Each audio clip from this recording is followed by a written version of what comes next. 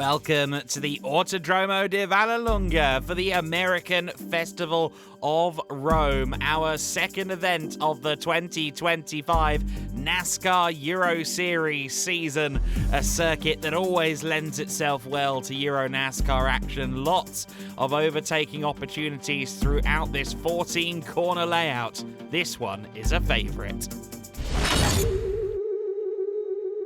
Since the dawn of time, the land of the Dolce Vita has been protecting one precious gem. The most fearless warriors have been defending it from being stolen. But every legend may come to an end. This weekend in Vallelunga, everything could change. Will the trophy remain on Italian land? All roads lead to Rome, but the trophy leads to Greece. It's time for a Greek to take the Italian trophy home.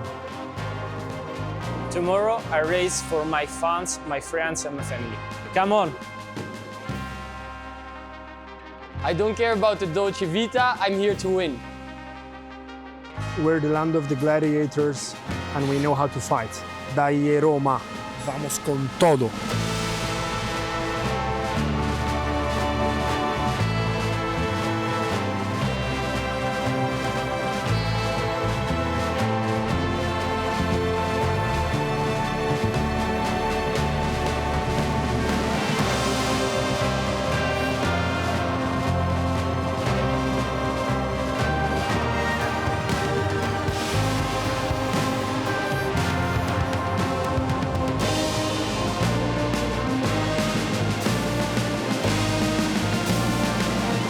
Stay tuned on NASCAR Euro Series. I know this will make some people angry.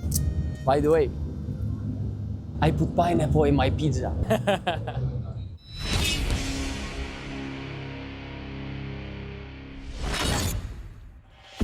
EuroNASCAR Pro Time, and our pole sitter is Paul Giuffreau, looking to build upon a very successful weekend on his adopted home turf in Valencia, but beating the Italian drivers at Vallelunga in front of the home fans is always a challenge. He's got Thomas Cresonis alongside him on the front row, and then the two most recent champions in EuroNASCAR, both Italians, Garelli and Ercoli, on row 2.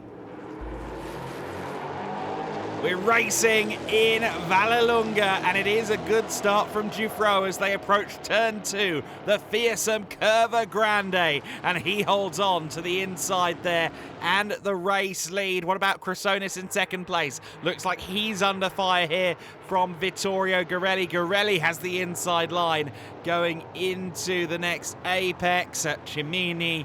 And yes, looks like Garelli has moved up into second place. He has indeed. PK Car Sport 2-3, of course. Cresonis and Garelli are teammates. And Cresonis looking to respond to his teammate very quickly, going around the outside at Campagnano.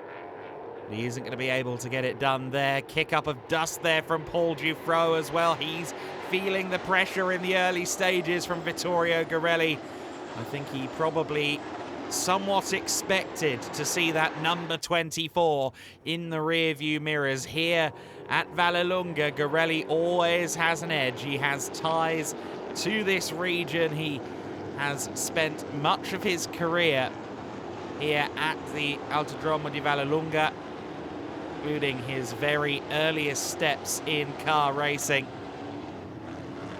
Garelli, our defending champion, is going to make Paul Giuffreau do some defending on the track.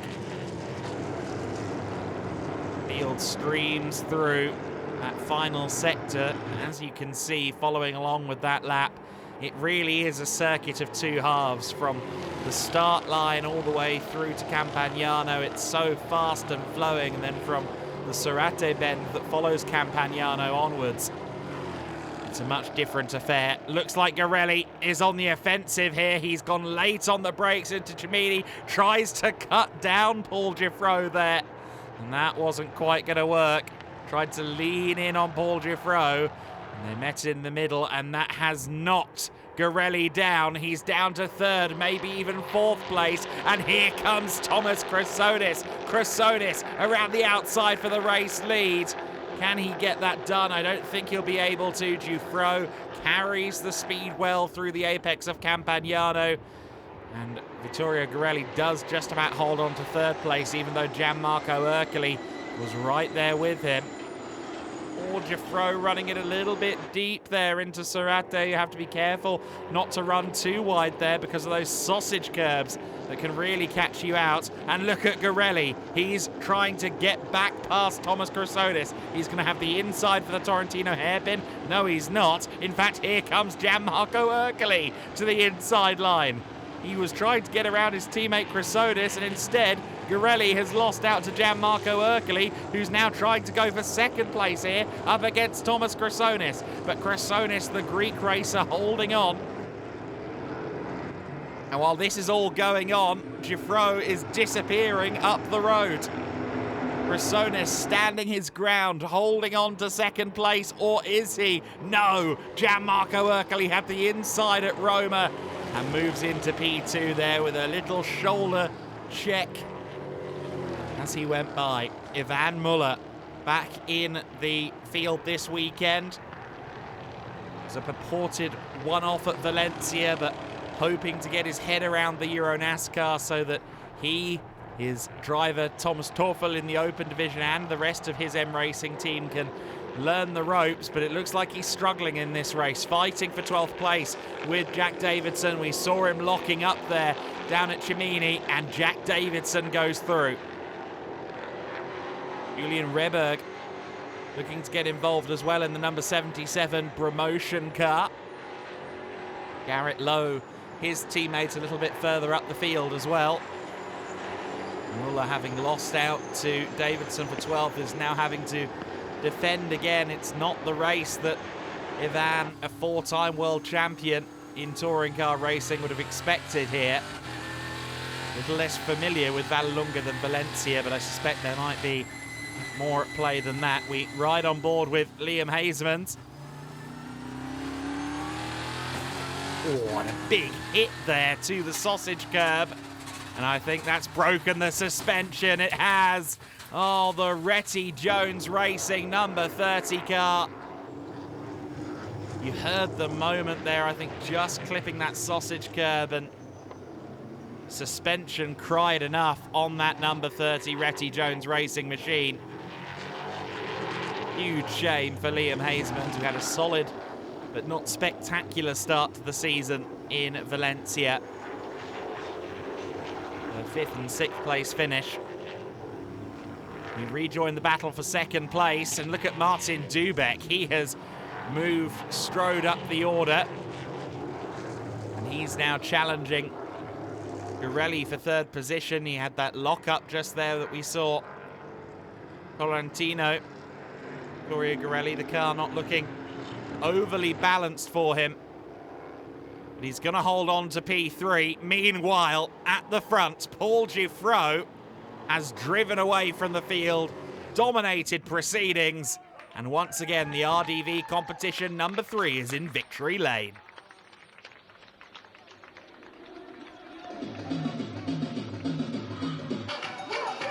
Celebrations abound for Giuffreau.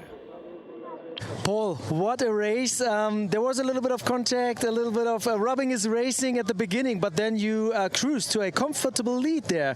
Can you just talk us through your race? No, it was the plan, exiting first. We know that we had a bit worse engine than Piquet, so that's why I was defending like a lion the first turns, and then after they bump each other. Girelli tried something that nobody should try, but it's like that.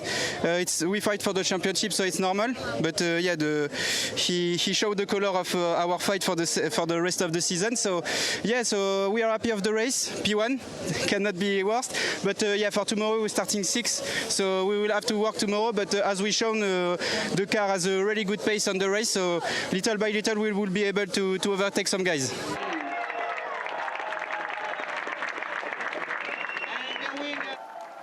And the celebrations and the trophies for our drivers. Paul Giuffreau will stride forth into a strong position in that fight for the title. And he feels the battle lines drawn by Vittorio Garelli. As you heard in that interview, things might get interesting from here.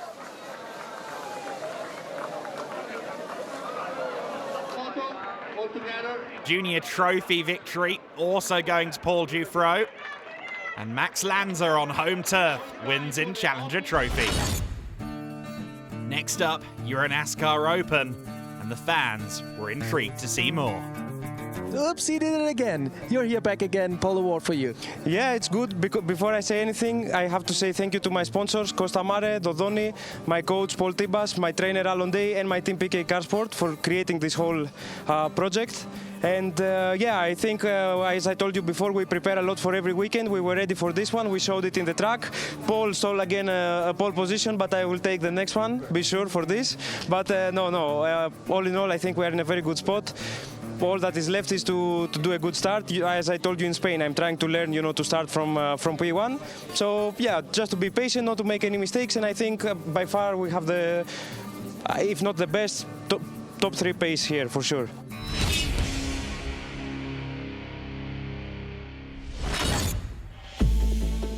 Thomas Chrysonis then on pole in the Open division, looking to claim his 3rd win in 3 days of racing action. That coming across the Pro and the Open division. In the Open Championship, he's currently had slightly less form and fortune than he had in the Pro class. So he'll be looking to move up the Open standings here. He's got Capelli alongside him, who also struggled in Valencia. Claudio Reggio Capelli, of course, another Italian driver that the fans will be getting behind. It's Chrysonis, though, that leads the way into the first corner. Or is it? No, Claudio Reggio Capelli around the outside at Curva Grande. There's some great camber there. And he's managed to hold on around the outside for Cimini, but then runs out of road.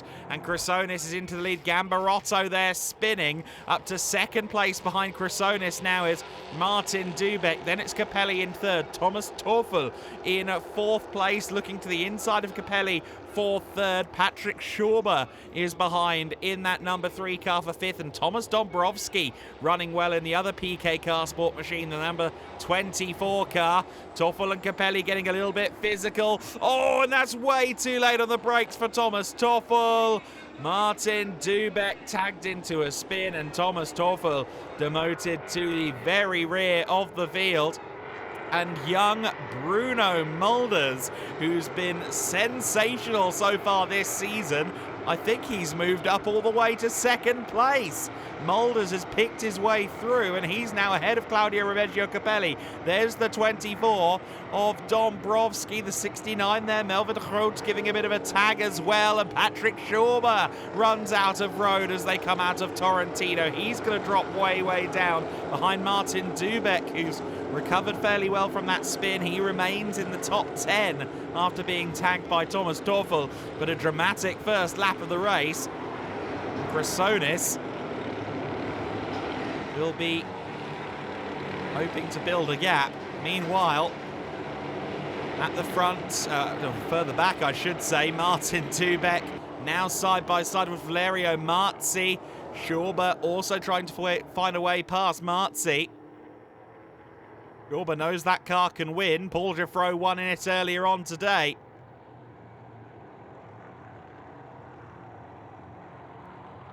Oh, and a big cloud of dust in the background. What's the cause of that? Big barrier damage too. You can see at least one car there in the dust. Ariana Casoli stranded and Thomas Teufel. Red flags are out. The other party involved in that was Happinessa. 3 cars involved in an incident. We can get a look at it now. Oh, Teufel and Happinessa. Teufel was working his way through the order, of course. Through Curva Grande, they collide, and that's not a small impact for Happinessa. Didn't necessarily see how Casoli was involved in that, but let's get a look at the angle from Thomas Teufel. Inside line beckoning at Curva Grande. Early back on the throttle, and I think Happy Nessa there was not quite as wide to the left as he was expecting. Ariana Casoli involved in that as well. 3 cars cleared up. Some minor injuries, but everyone okay and walking away from their car in the big picture. We're back to racing conditions then, and Bruno Mulders is behind Chrysonis. Claudio Remeggio Capelli on his outside here for second place, but the young Dutchman, the karting graduate, his racecraft has proven very strong so far this year. He holds on to second for now. Dombrowski is on the offensive as well as Claudio Remeggio Capelli. They're almost 3 wide into Campagnano, and yet Mulders still holds on. Mario Ercoli drifting wide there at Campagnano as well in that Lux Motorsport number 21 car, of course. Raced by Jack Davidson in the Pro Division. It's Davidson's team, Lux Motorsport. Scottish squad with a little Italian flair from Mario Ercoli this year in that pink 21. He's lost some places, as has Capelli. He's lost out to that 24 of Dombrowski. Schauber still frustrated back there at the rear of that lead queue in 8th place. He knows that the car is good underneath him. Oh, and Marzi there tagging the back of Mario Ercoli. And all of a sudden, that's a lot of damage to the number 55 Club Motorsport car. Melvin de Groot and Martin Dubek side by side for 5th place, and Ercoli in a spin.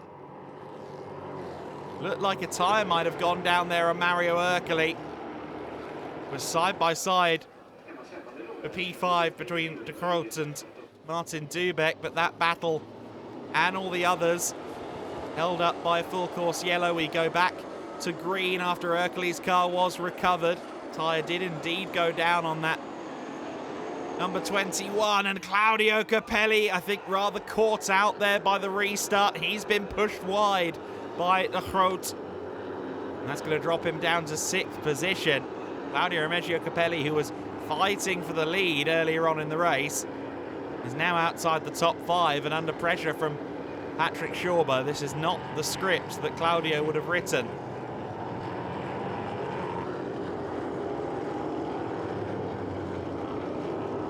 Across the curbs there at the S's, but Patrick Schauber looks like he's got a measure as well to the inside at Roma. It's hard to hold on around the outside. It's possible, but it's not easy.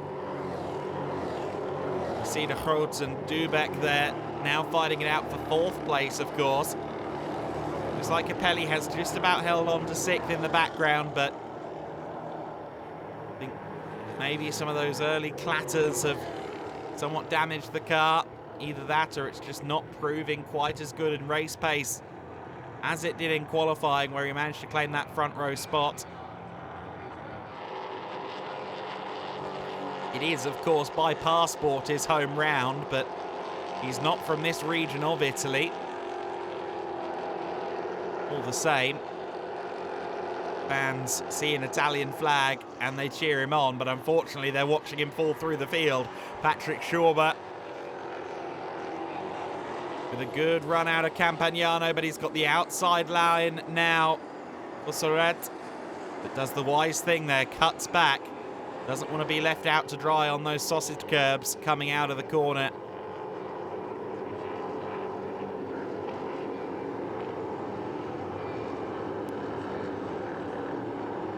Interesting battles unfolding here. Bruno Mulders still holding on to that 2nd place now with Thomas Dombrowski for company.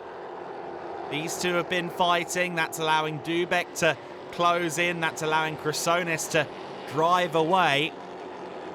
Mulders, who came home runner-up in his 2nd ever race last time out at Valencia, his 2nd ever race in cars, wanting to prove that it's no fluke here in Vallelunga. Claudio Remeggio Capelli still side by side with Melvin de Groot. This was previously side by side with Schauber, so Melvin losing some time to both Capelli and Schauber over recent laps, and now Capelli has the inside for Curva Grande, and Melvin isn't quite brave enough there to hold on around the outside. Patrick Schauber having a look to the inside line as well. He isn't close enough at the first apex of Cimini. Number 3 car with a good run though. Heading back up now towards Campagnano. Inside line beckons, but Melvin has his car ahead. Schauber later on the brakes, has the inside for P6 here. Can Melvin set himself up for the inside line at Surat?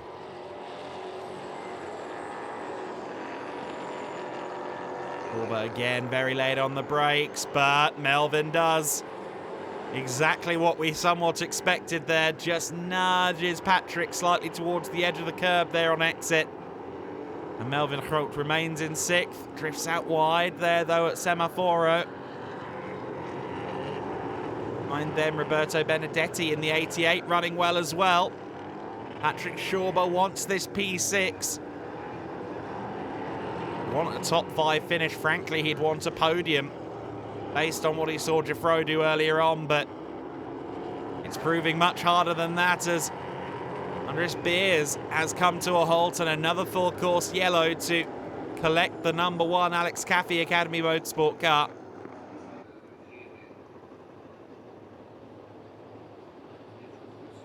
Number 7 of Martin Dubeck has come to a halt as well.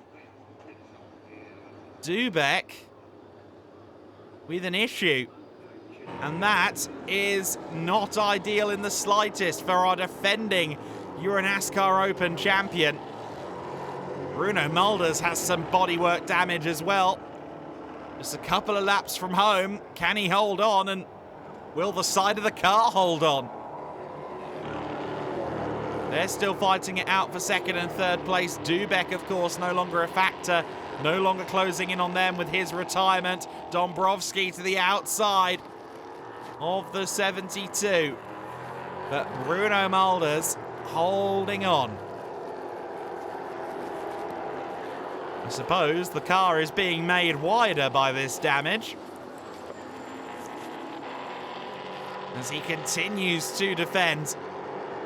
Another 2nd place would be a real statement to Team Blakemolen, who've taken the leap of faith, believing in the young man, fresh out of karts.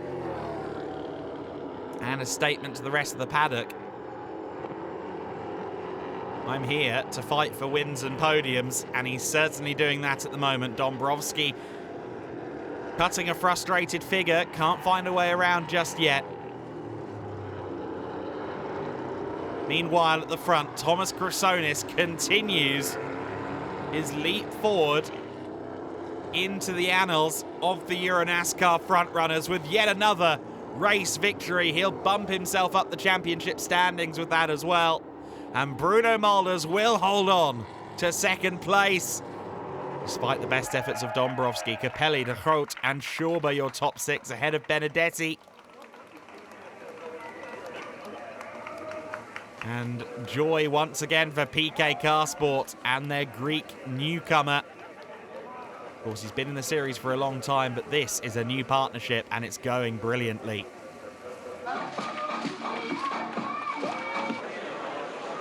Thank you so much, Adam. You were talking about victory lane. I want to rename it. It's survival lane, I think, right now. I have no words left. It was a chaotic race. That's my personal opinion. What about you? Well, I mean, to be fair, completely crazy race. In the beginning, on the opening lap, I looked behind. I had Bruno. I had Toffel. I make a right turn. I look behind, there is nobody there. Suddenly I have a gap 30 seconds. I don't know what is happening. Then they tell me red flag. I see the crash. And you need to tell me if the people involved are okay. My information, yes. Okay. So all the best to them, to speedy recovery. That's the most important thing, of course. An odd fractured bone, but everyone okay. Mulders winning the Masters classification. Legend trophy going to Claudio Remeggio Capelli. But what a day of racing, and what a result for Chrysonis. The American Festival of Rome, day 1 is in the books. 2 more races to come on Sunday.